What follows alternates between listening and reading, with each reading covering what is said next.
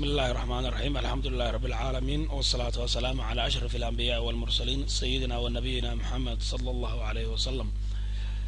إن هدي إلى هاي لحظة أنت سورة قال واحد نسكت يدونا إنه حلقة كل ما يسترناه قبل كان شيء رؤاد قابا أو كتر شبيه قيبها أو مهم سن سيد الله يسوق حرب PHP إما SQL database system كان ناس أيوه وكقابنا دونا inaynu sameeyno marka hore hal table oo macluumaadka ardayda la geliyo ka bacda aynu sameeyno formkaasna daatada soo gasha loo gudbiyo tableka database-keena ku jira. waxa intaa dheer oo soo raaci doonta inaynu isku dayno in daatada inta aynaan gelin database-ka inaynu validate garayno oo aynu hubino in daatadii saxda ahayd meesha la soo geliyay iyo sidoo kale inaynu hubino in aan data maran loo gudbinin database-ka. intaa ka bacdi markaynu hubino in daatadani tablekii ay si sax ah u tagtay waxay naga qaldanna aanu jirin, waxaan isku dayi doonaa in daatada ka soo akhrino database-ka oo aynu table ku soo bandhigno. markay taas step-kaas isna hirgala waxaan ku xigsiin doonaa inaynu daatada delete garayn karno haddii loo baahdo, in la update garayn karo iyo in la search garayn karo. marka haddii ilaahay yidhaahdo waxaan isku dayi doonaa in aan dabaqo ama aan dhammaystiro application yar oo ka kooban hal table oo suuro galaya in ardayga la diiwaan geliyo, in macluumaadkiisa lasoo akhriyi karo, in la update gareeyo iyo in la delete garayn karo iyo in arday la search garayn karo. sax aan isku dayno markaa inaynu soo kicino database-keena aan bilowno. sideedaba PHP markaad ku shaqeynayso waxa ugu horeeya soo kicin doontaa waa SAM, dabadeedna waxaad start garayn doontaa Apache serverka iyo MySQL server labadaba waad start garayn doontaa. mid walba markaad aragto calaamadiisu inay isbedeshay stopna ay ku qorantay sidii saxda ahaa ayuu u rangaraysan yahay. kan dabadeetna markaan doonayo inaan MySQL database-ka galo waxaan tegi doonaa admin markaan kusoo dhufto waxaa la keenay qaybtan stepka koobaad si aan database cusub u sameeyo waxaan ku dhufan doonaa databases. halkan markaa create a database buu ku leeyahay database-ka magaca aad u bixinayso halkan geli. magaca aynu idhaahno database-kana waxaa la idhahdaa student baa la idhahdaa in idhaahno okay create. halkan dabeedna markaba jawaab baa lagu siiyay database student has been created. waa database jirta waana ta halkan noogu jirta iyadaa dooran doontaa markaa. intaa waxaa ku xiga markaad database samaysatay doorto wuxuu ku leeyahay no table is found in the database. wuxuu imika sheegay inaan database-kaaguna aanay table lahayn. haddii markaa waxaan samayn doonaa inaynu create table aynu samayno tablekeena koobaad dabeedna aan dhahno student tusaale ahaan details. ugu yaraan ha ka koobnaado 5 column isku badin mayno.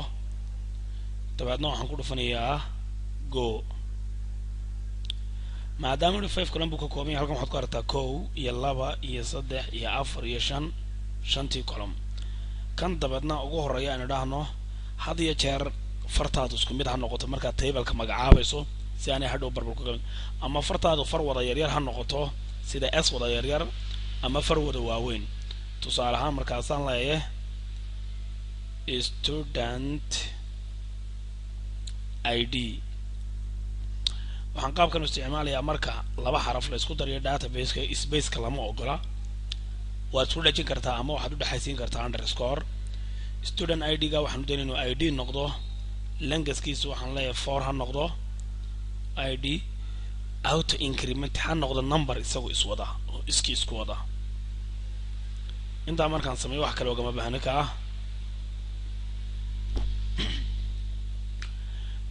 waxa ku xiga waxa weeye first name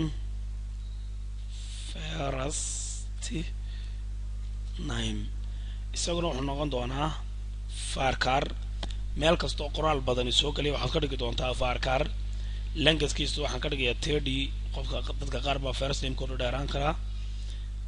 last name isagana waxaan ka dhigayaa waa farkar waayo tagas baa soo galaya aan number wadan ama number aan ahayn.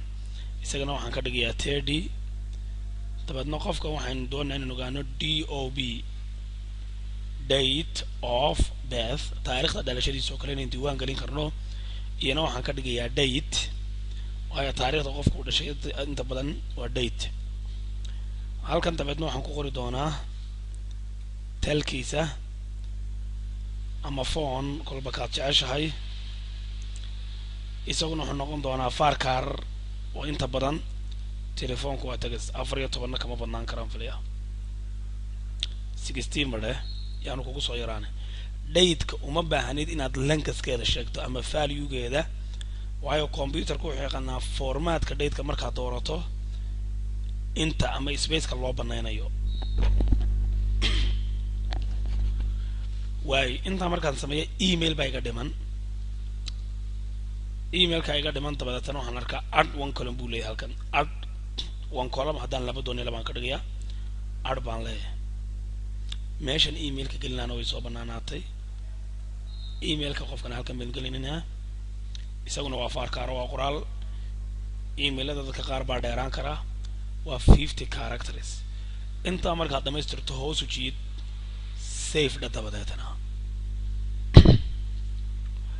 waxaad aragtaa database-keeni in one table uu kusoo kordhay one table samaynay